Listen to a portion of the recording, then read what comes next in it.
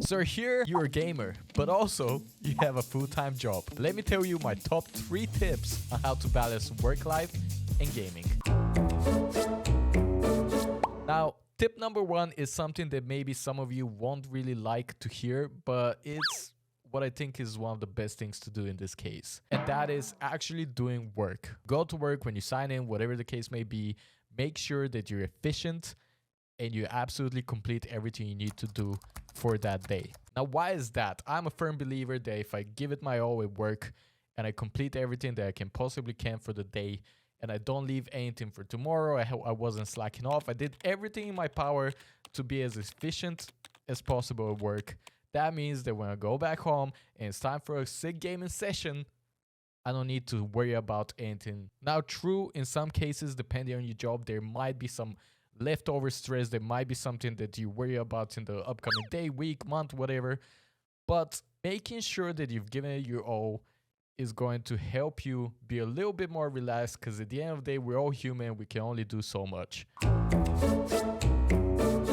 Now, for tip number 2, and I think that is something that we don't really consider. You see, we watch all these content creators, we watch all these gamers, pro gamers, esports players, all these guys, and we're like, man, these people, they just play games for a living. Gosh darn it. Here's one thing. I think that a lot of people neglect the fact that these people are so proficient at efficiency and planning. They plan everything. They plan when their gaming session is gonna be. If they're a content creator, they plan their content. They do all of these things to make sure that when it's actually time to game, whether they're an esports player or a content creator, they have done everything to be able to have an amazing gaming session. And here's tip number 3. Now, tip number 3 is kind of a combination between 1 and 2, because tip number 3 is balance. And balance looks very different for all of us. Given we all have different jobs and responsibilities, some have kids, some have families, some have work that is very demanding, and so on and so on. So you need to plan it in a way that works for you. I think it's important to mention that gaming for a lot of us is a very healthy hobby. It is maybe a passion even. Let's go, baby. We got him. It is something to take into consideration that at the end of the day, we are all gamers and we all like to just sit down and play our favorite games. And it's important to find the time for it. Maybe it's once per week, maybe it's once every few weeks.